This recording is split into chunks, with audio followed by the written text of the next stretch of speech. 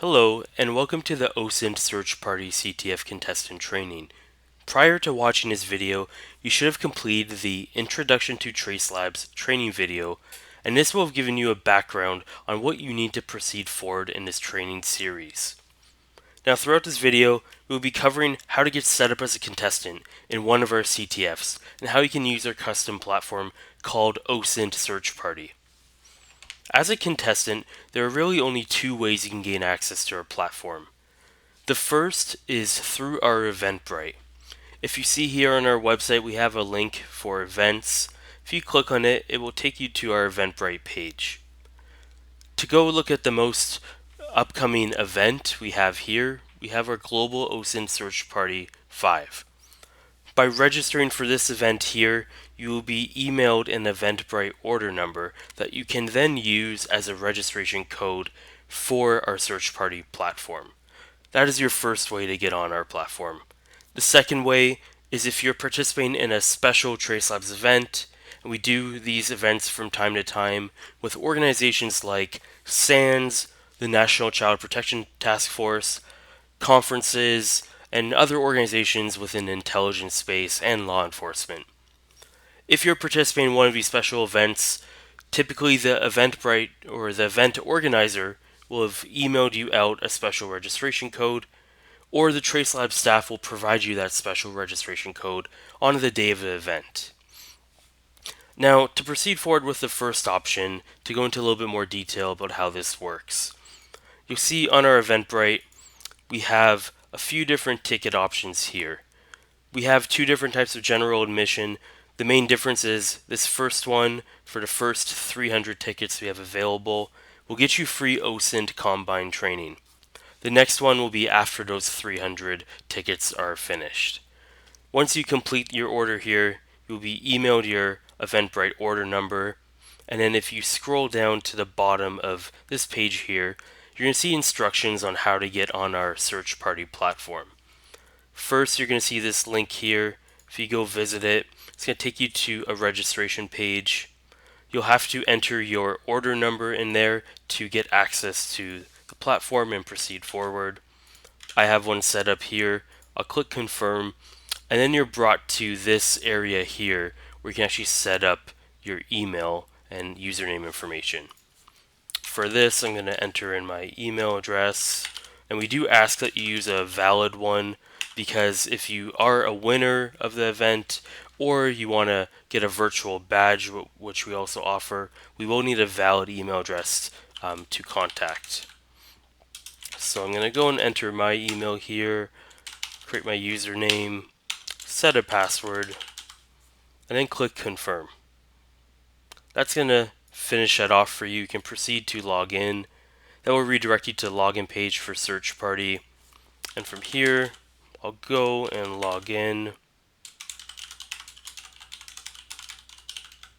Enter my password. Now, when you log in for the first time, you're going to be taken to a team creation page. This is where you're going to set up your team. If there's already a team that exists that you would like to join, you can click the Join a Team button, or if you're starting off new, you can create your own team, and you're able to move yourself to another team later on if you choose to. To join a team, I'll click this right here. You'll see you need a team code to get started, and I already have another contestant account set up right here, already logged in. You'll see I'm part of the team called Demo 3. And you can see here is a code that's on my home page. I'm going to take that team code, go back here, enter that in, click confirm. Now it's going to pop up with a disclaimer in terms of service. This will just essentially go through the rules of engagement for doing one of our CTFs, as well as some terms of service you need to agree to for such things as not abusing our platform. So going through that disclaimer, you'll see here that I'm now logged in. I'm a part of Demo 3. I have the team code here. And you can provide this to other members who want to join your team. Now, a team can have up to 4 members, or you can even be a single team with just one person. To manage your team, you can go over to this tab here and see all of the members of your team currently, and it's listed here. If you want to leave this team and go to a different one, you would click this right here, and you would have to go through the team creation again. But here I can just join back to that previous team. Now, once you're logged in, you're going to see you have access to cases. This is if the CTF has started, and in this case it has. If the CTF has not started yet, you won't see the cases. Those are only made available when we start the event. But for this demo, we've chosen the subject of Jack Donald Lewis, otherwise known as Carol Baskin's husband, if any of you are Tiger King fans. You can view the case information here for Jack Donald Lewis. We have here the public missing persons link for his case. We took this from nameless.gov. You can see here we gathered all this open information and put it straight into our platform. So that's all over here. Now, if you want to submit a piece of information as new intelligence towards a case, you probably want to review a few things first. The first thing I want you to review is our categories, and that can be found over here. The categories have different categories of OSINT that we want you to look for relating to a missing person's case, such as friends. We give you information on what would qualify, employment, and this ranges up, and you can see the point values are increasing. Goes all the way up to location of 5,000 points. A location would mean that you found the current location of a missing person. You know where they are right now, and you can say this with confidence. Now, other things you would want to review before you start the CTF are the rules of engagement. And we have a lot listed here. I won't go through every single one. I will just touch on a few key rules. So the first rule is everything we do is open source intelligence and is therefore passive reconnaissance. This means that when you're doing your searching, you can look up public information that's already out there on the internet.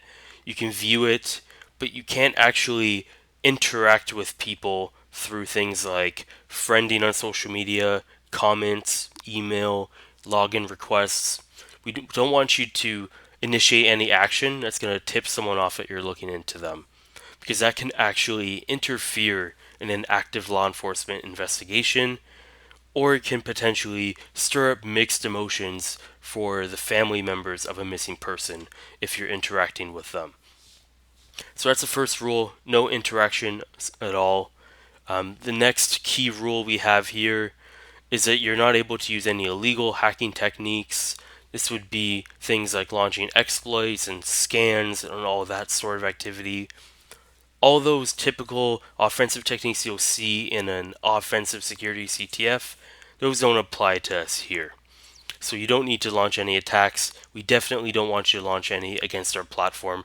That would be beyond the scope and would result in immediate disqualification. Another rule I want to discuss is not engaging with law enforcement or media about these cases. The TraceLabs team will handle all communication with law enforcement. At the end of each CTF, we take up all the OSINT that you've submitted and we create a report for law enforcement out of that. So there's no need for you to interact with them at all. Another key rule, do not create fake intelligence. So this is pretty self-explanatory. Don't create fake profiles for a missing person to try to get points. And another key rule we have here is really that you should only submit relevant information to the missing persons investigation. Thinking from a law enforcement point of view, what new information can you give them that they already wouldn't know in their investigation? For this reason, we do not allow you to submit links that come from sources that are law enforcement. For example, I couldn't go to Jack Donald Lewis's page here and submit the same information. It is already known to law enforcement, so there's no need to repeat that. Additionally, we do not want you to use news sources, so things like CBC, CNN. We don't want you to use those sources because that information is typically known to law enforcement already. We're really looking for net new intelligence here, some new stuff that you can find for us. Now, in addition to viewing the categories and the rules, we also recommend that you check out our resources here. We have links to various blogs and tools, so OSINT Curious, they have a lot of training videos. OSINT Framework, this can get you started with how to pivot off a piece of OSINT, such as a username or email address. Now there's many more pieces of, tips and information I can give you here, but my recommendation if you want to dive deep into that is to go to our website here and actually view our full contestant guide. The contestant guide you can actually download here, it's public, and it goes into all the tips and tricks that you can use in the CTF and resources to get started. Now moving back to the platform for a moment, I'll just go over one more page before we get into how to submit a piece of intelligence. We do have a teams page here where you can actually see all the teams that are registered on the platform currently. You can also view the scoreboard to see how other teams are being scored. And to actually get on the scoreboard, you'll need to start submitting intelligence. So I'll go ahead and show you how to submit a piece of intelligence. If you're doing your searching throughout the CTF and you think you've found something that aligns to one of these categories here, for example, friends, and we've also listed information for friends again here at the bottom if you need a reminder. But essentially for this, we'll need 3 parts or 4 parts in some cases to every submission. We'll need the URL, and this has to be a public one, of where you've actually found this intelligence from, meaning it's OSINT. We need reasoning why you think the intelligence is relevant to the case. And then we also would like you to provide as much supporting evidence as possible so that when we actually view the intelligence, we get a full picture of what you found. To show you an example of a piece of intelligence we'd submit for the Jack Donald Lewis case, I'll actually take a previous submission we had. We'll look at this URL right here. This is actually an archived copy of the Wildlife East or Easiest website, where it actually listed Jack's phone number, so that does qualify for points against our advanced subject info category. What you would do with that is you would provide your relevance of why that's important to investigation. In this case, I just gave it away. It's the phone number. We're also going to provide supporting evidence, so I have that already typed out here. But essentially, it says on his business website via Wayback Machine, a statement reveals his office phone number, and we have that there. So I would go ahead, submit that for advanced subject info. What I can also do is submit a screenshot, and we do recommend this wherever possible, to submit a screenshot to support your submission. So here I have a screenshot already prepared of that web page. I would go ahead and submit that, click submit, and it will be processed and submitted on. And what we actually have on the other side of this platform is a full volunteer team of judges who are actually going through each submission and vetting it to ensure that it's relevant and accurate. So every flag that you submit here has to be reviewed before you actually get points. And you'll see here under the Jack Donald Lewis case, we have a pending submission. You see it right here. It hasn't been processed yet. If I did process it, it would show up under either approved or rejected. To show you some examples of approved submissions, you can see here I already submitted some before.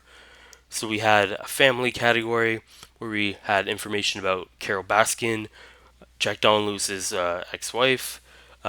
We also had advanced subject info for the IP address of one of his websites. We had information about the day last seen, and we had other information as well. If we look at rejected submissions, you can see here is some stuff. I had some test submissions, so if that was actually submitted in the CTF, that would be rejected because it doesn't qualify, so you would see that over here. Now that essentially covers all the information you need to know as a contestant. To move forward and to be more successful in the CTF, we do recommend that you attend some of our approved OSINT training at TraceLabs, and we have many training partners that you can see on our website here. One of our training partners, as I mentioned before, is OSINT Combine. We also have SANS. They have a great Sec 487 course. Also, Joe Gray from the OSINTion does regular live people OSINT training. And then lastly, there's the contestant guide that I showed you, which we highly recommend you take a look at as well. Now with that, that brings us to the end of this video. I want to thank you for watching, and we hope to see you in future videos.